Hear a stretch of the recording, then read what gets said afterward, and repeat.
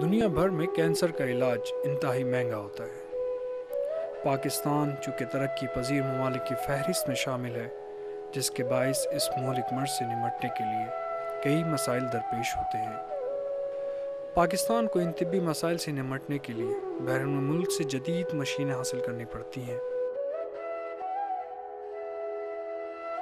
Child add association पुरअज़म है कि वो हर मुतासरा शख्स को तमाम बुनियादी तिब्बी मसाइल फराहम करेगी। ज़िंदगी की तल्ख़ हकीकत को तस्लीम करते हुए इसका मुकाबला करना इंसान के किरदार की अजीम मिसाल होती है।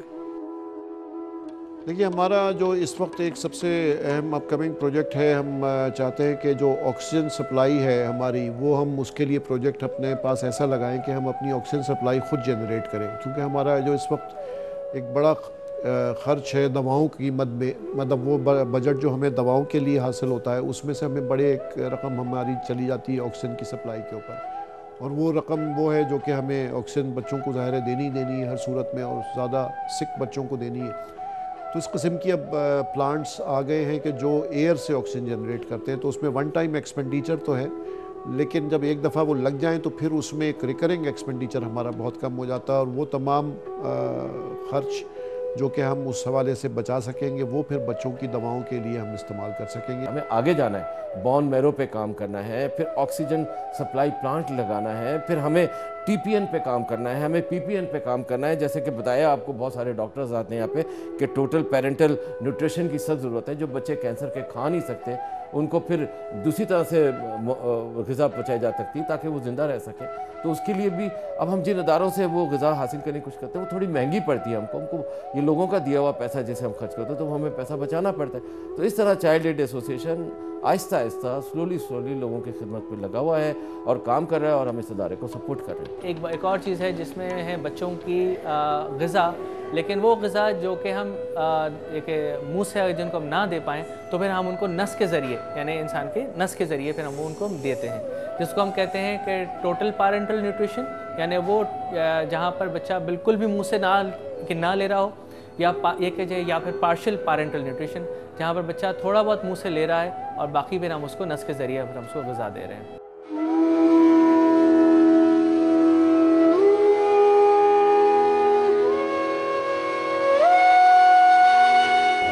कंडीशन इसकी बहुत ही ख़राब थी जिस वक्त हम लेकर आए थे। तो पहले नीचे इमरजेंसी में रखा रात भर, सुबह 7 बजे यहाँ भेज दिया। फिर भी समझो कि बच्ची नॉर्मल नहीं थी।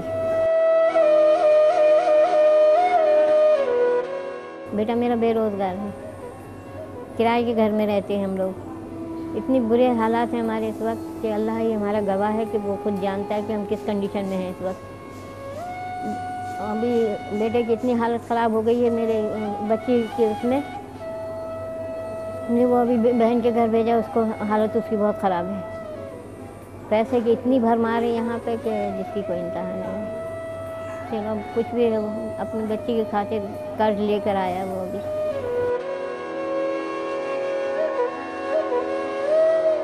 अभी कुछ भी नहीं कर सक रहा जब से ये बच्ची पैदा हुई है। बस इसी परेशानी में कभी जरा में हालत सही हो जाती, जरा में फिर बिगड़ जाती, बस इसी की भागदौड़ में लगा हुआ है। ये मेरी पहली पोती है, इसी में परेशान है अभी वो। अब यहाँ तक कि आज वो इसकी इतनी बुरी कंडीशन है, बुखार क्योंकि जाग के उसका हशर बुरा हो गया। माँ का दूध लेती नहीं है ये, माँ का दूध बिल्कुल नहीं लेती। बहुत कोशिश की माँ का दूध, दवा सभी कर रहे हैं मगर उसको अफाका नहीं हुआ। अब कुछ फ़र्क नज़र आया। तो उनके इलाज के पैसे नहीं हैं, गरीब हैं, गुर्बत की शरह बढ़ती चली जा रही है, इलाज नहीं हो रहा। अब किसी को अगर हार्ट अटैक हो जाए और वो कैथ रूम में लेटा हुआ हो, आप मुझे बताएं 4 लाख की एंजियोप्लास्टी और 10 लाख का ओपन हार्ट सर्जरी और बाईपास, 10 रुपये तो है नहीं उसके पास, क्या करे? उस वक्त आधा घंटा है उसकी बीवी ने डिसाइड करना है, क्या वो ये डिसाइड करे कि वो इसको मर जाने दे इस दिल की तकलीफ में, या कौन सा इदारा है जो उसकी हेल्प करेगा कि यार उसका दिल का इलाज हो जाए, वो बच जाए। ये सारे इदारे जो पाकिस्तान में कुछ थोड़े से प्राइवेट तौर पे काम कर रहे हैं, हमने कोशिश की है कि हम उनकी मदद करें, और उसमें एक चाइल्ड एड एसोसिएशन भी है। हम इनकी मदद क्या कर रहे हैं, हम अब खुद अपनी आखिरत संभाल रहे हैं, हम अपना फ़र्ज़ पूरा कर रहे हैं। हर इंसान का जो पैदा होता है उसका फ़र्ज़ है, और अल्लाह पाक कुरान शरीफ में बार बार फरमा रहा है, तुम मेरी मदद करो मैं तुम्हारी मदद करूँगा। यहाँ पे सारा इलाज जो है मुफ्त फराहम किया जाता है, इसमें मरीज़ों से कोई चीज़ चार्ज नहीं होती है। इलाज जो है काफ़ी लंबा होता है, वो तकरीबन कैंसर के ऊपर है कि किस किस्म का कैंसर है। खून का कैंसर जो सबसे ज़्यादा आम है, उसका आमतौर पर इलाज 3 साल तक होता है और जिसके अखराजात तकरीबन 3 लाख से ऊपर होते हैं तो एक मरीज़ पे। जो कीमोथेरेपियाँ हम लोग देते हैं फ्री, उसकी कीमत हर हफ्ते कोई 6,000 से और 30,000 रुपये हफ्ता होती है। तो अब आप समझ सकते हैं कि एक ऐसे शख्स का जो कि ड्राइवर है या किसान है या टीचर है और या क्लर्क भी है या ऐसा असिस्टेंट है जिसकी तनख्वाह को 20,000 रुपये महीना है, तो ये इलाज वो नहीं कर सकता।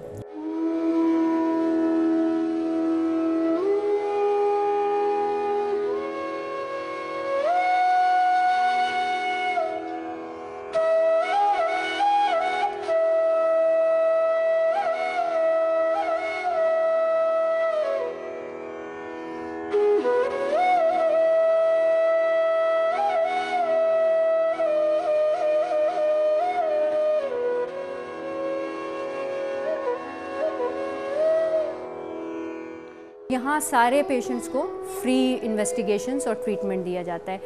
जहाँ तक इलाज की बात है तो एक ब्लड कैंसर का पेशेंट जो है उसका इलाज लंबा चलता है, क्योंकि हमारी कोशिश और हमारी ख्वाहिश ये है कि इस अस्पताल के अंदर जो भी बच्चा दाखिल हो या मतलब दाखिल से मतलब गेट से एंटर हो, उसको कोई दवा बाज़ार से ना ख़रीदनी पड़े, चाहे वो 2 रुपए की सिरिंज हो, चाहे वो लाख रुपए की दवाई हो।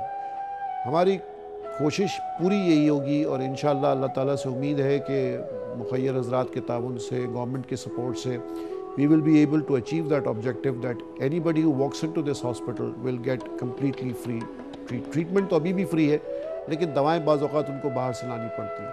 तो हमारी कोशिश ये होगी कि कोई भी चीज़ उस मरीज़ को बाहर से ना लानी पड़े। देखिए, बात यह है कि ये NICHS का ऑन्कोलॉजी वार्ड है और इसको चाइल्ड एड एसोसिएशन जो NGO है वो इसको सपोर्ट कर रही है अपनी फंडिंग के थ्रू।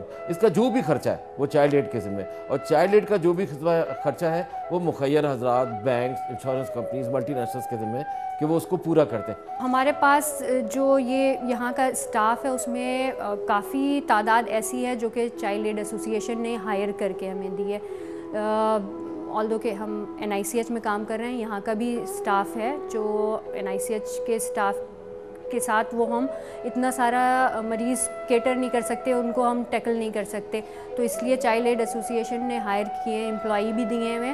फिर उसके अलावा स्कूल्स से जो बच्चे O लेवल्स के, A लेवल्स के हैं, वो एज़ वॉलंटियर भी अपनी छुट्टियों में आते हैं और हमारा काफ़ी हेल्प करते हैं।